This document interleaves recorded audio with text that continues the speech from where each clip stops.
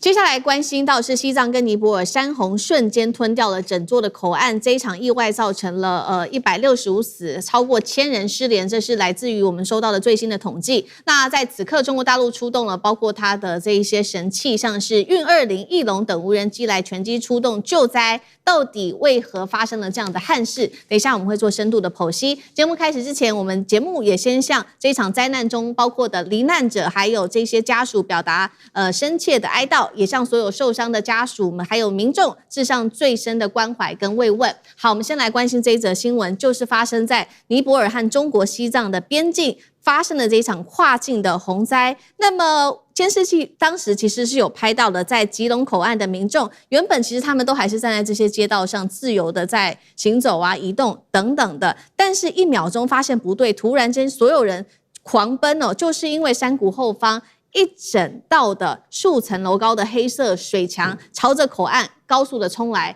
我們來看一下現場的最新畫面。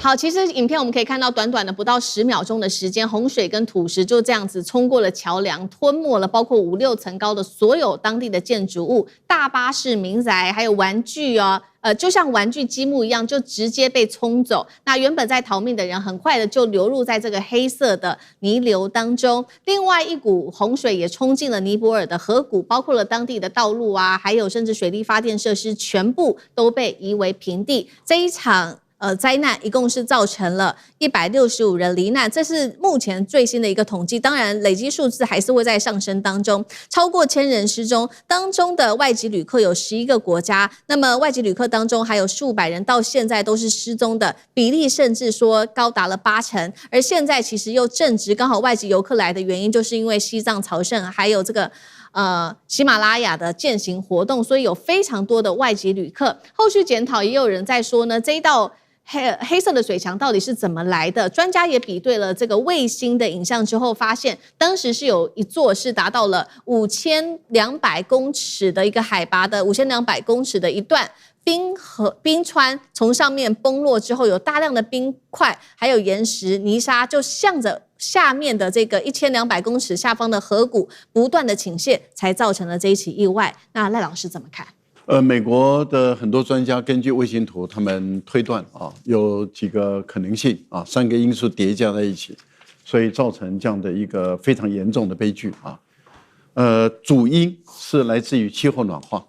啊，所以他們一直主張認為，這個美國總統川普應該要重視氣候暖化的問題了。不能夠再不重視了，因為現在最重視的是中國跟歐洲。那中國大陸現在要申請。來辦這個氣候這個大會全球氣候大會。之前在巴黎有辦過全球氣候大會，但是美國的川普一直說沒有暖化，沒有暖化，要燒這個煤炭，要燒汽油，要燒石油不能夠走這個綠能這個是美國川普一直在做的。但是今天整個地球的氣候異常已經是到處都是了，也包括在美國在內。洪水一下突然間來，森林大火突然間來，這也包括在美國在內了。所以氣候暖化是鐵一般的證據，鐵一般的事實。科學家他們認為說，第一個是因為氣候暖化造成，所以冰層開始溶解，但是你肉眼不見得看得到，可是底下都已經開始溶解了。第二個就是岩層比較脆弱的地方，它就因為溶解的關係開始鬆動了，所以等到鬆動以後，那個重壓，那個雪塊的重壓壓下去一下下來的時候，就造成了整個從剛剛講5200米，然後直接墜落到1200米。他們馬上估算以後發現會造成地震規模5.2級。所以就整個地方就被震開了。震開以後呢，那麼我們看到的整個雪水就是雪融掉的水，再加上原來的河川帶來的這個比較脆弱的這些土質都被帶進來的時候，那麼它再加上溫度，那麼也開始在融化的過程中，就形成了這樣的一股大的洪流，那就整個往下衝下來。所以我覺得這個悲劇事實上還是真正的原因還是來自於氣候暖化。川普真的重視氣候暖化了，美國不加入什麼都做不起來的。好，所以也是因為這一起災難現在大家也才重新檢視有關於氣候暖化的問題所造成的各式的災難。那這一起的災難當中，我們看到呢，中國國家主席習近平已經下令要全力的來搜救這些失聯的人員，還有救治這些傷患。中國大陸這一次也出動了各種的這個科技救援神器。那這當中我們也來看一下細節。CG 好，首先是包括了殲20，可以快速的將指揮人員這些裝備送上高原；翼龍無人機可以恢復災區的通信，還有做空拍找到受困點、生命的探測儀等等，還有3維雷射，這是可以建立災區的立體的地圖，來監測山體、邊坡、堰塞體是否有在做移動。那當然了，地面上我們看到 CG 我們也有強調說，有數百名的消防人員、工程技術人員有到現場來做救援。楊老師怎麼看？其實這真的是一個嚴重的警訊哈，因為整個氣候暖化造成，連不只是冰川開始在溶解，你造成像尼泊爾整個世界最高的區域，大家引以為是爬山的聖地，結果呢產生這樣子的一個冰川崩解的，然後造成現在大概預計超過1500人失蹤，那死傷更多。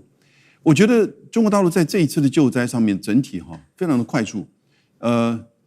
翼龍無人機就是一個空中的等於叫做機台哦，它作為一個就是因為在這個區域根本就已經斷訊了，本來就訊號就已經不是非常暢通。那但是呢，你怎麼樣去做這些資訊的連接？這第一個很重要。第二個運20，你當然就是這個所謂的空中的這種動脈的這個直接的連接。我看了今天上午的時候呢，在成都的雙流國際機場，也有就是民航機整個載運相關的物資要送往日喀則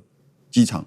那日喀則2個機場，一個是日喀則機場，還有一個叫做定日機場。啊，那定日機場離在中國大陸日喀則這附近的災區比較近，那他們很快的這個運送。那運20也扮演同樣的這個角色。那然後你看到直升機是一種點對點的精準的這個運送，那人力當然要盡快的到。然後呢，做一些救援，所以我覺得其實現在，因為它處於真的是相對的遙遠，然後整個救災的這種情況真的是慢1分就可能會損失1條人命。可是現在你看到，這的的確確不只是一個國家，我覺得它的警訊是對全球的。那可是在中國跟印度跟尼泊爾這邊的救災的行動，你就看出來這個差別。那大陸這邊的整個救災的這個行動感覺上就是空地之間的整個結合，事實上比較快速。好，這是整個救災的過程。那我們也來探究一下這一起災難背後發生的原因。剛剛賴老師特別強調有關於氣候暖化的問題。其實尼泊爾過去30多年來已經消失1/3的冰，最近10年的融冰速度更是快了65%。冰川再加上凍土的融化，讓山體越來越不穩，即使沒有暴雨，也會因為這些冰岩的崩塌引爆各種的災難。酈將軍又怎麼看？當然，這個整個喜馬拉雅山西藏地區範圍是非常廣大，你沒辦法對每個點都掌握到它的一個動態可是最起碼你要在有人居住或者是旅遊的景點來做相關的措施，防範這種事情的發生防範悲劇的再一次的上演那我覺得有幾種方法，第一個是監測你怎麼樣來監測？其實以現在的科技，你可以用這個大型的無人機，用衛星或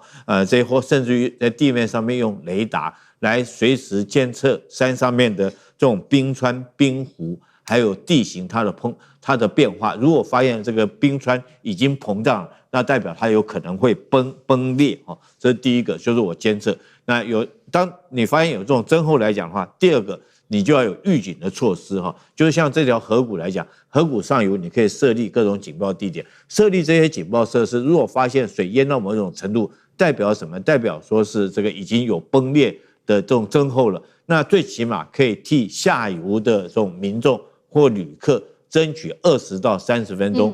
來做相關的這種徹底的工作那第三個，一旦這種警戒發生了以後，那你不能等到發生來不及了，在這種有預警的時候就要立刻的封路將這個要進入這個旅遊區的這種遊客來講，因為像這個地方是旅遊的景點嘛，